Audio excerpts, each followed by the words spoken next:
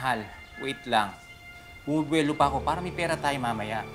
Siyempre kahit tatanga-tanga si Noemi, mamaya makahalata eh. Wait ka lang.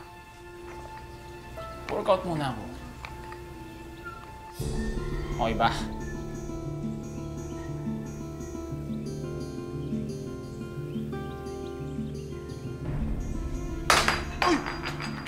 Talagang ang lupit mo? Ha? Uy, nagkakamali ka. Nagkakamali ako! Sa tingin mo nagkakamali ako na eh! Ano nakita ko? Ha? Kaya mo pa niloloko ang nanay ko. Kaya lang pa, yun lang is... Baboy! Ano?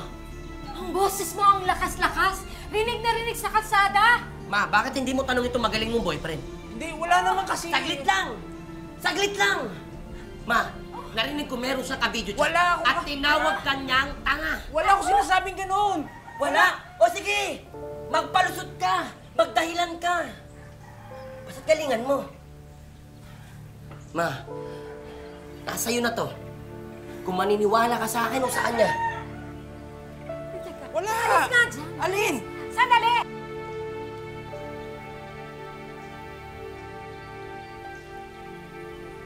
Ang kapal talaga ng mukha mo! Pinagkatiwalaan kita! Ibinigay ko lahat ng gusto mo! Nakalimutan ko ang sarili ko, pati anak ko! Ito ang gagawin mo sa akin? Ha? Ang kapal talaga ng mukha niyo! Lalo na to! Lumayas ka! Lumayas ka! Layas! Ay!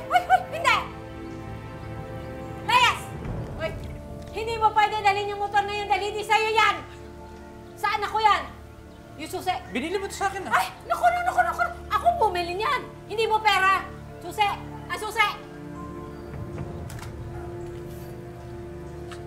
Paano? Maglalakad ako. Ay! Problema ko? Ay di maglakad ka! Alis! Sa laki na katawan. Kapal din ang mukha pagkatapos ko ibigay lahat. Pinalayas na nga nila ang boyfriend ng ina ni Buboy. Magmula noon, itinuon na ni Noemi ang kanyang oras at atensyon sa kanyang mga anak. Ang hindi alam ni Buboy, may itinatago pa palang sikreto ang kanyang ina. Bye! Ma! Ay, ano na? Ano sila, no? Ricky, tsaka si Ronron. Ay, baka lang mag-dinner tayo. Sige, doon mo na lang. Doon mo na lang. Ingat po. See you Monday. Sige, ako na. Thank you, ha. Grace, thank you, Grace, ha. Ito na naman. Excuse lang, ma. Hindi naman ito mabigat niya. Saan sila? Nak, pwede ka ba naming makausap ng solo ni Eric?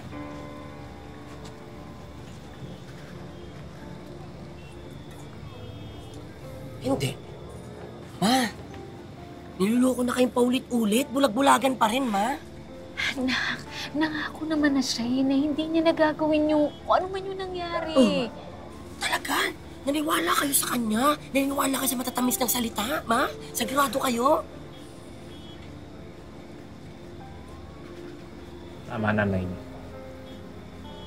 Kung hindi niya ako kayang patawarin, wala naman ako magagawa eh. Kapal ng mukha mo. Kasing kapal ng muscle mo, yung mukha mo. Sa totoo lang, nagpapakita ka pa sa akin dito, ikaw pa magdadrive? Hoy, anong ibig mo sabihin? Ha? Nagmamalaki ka na? Bakit ang tigas-tigas mo, boy?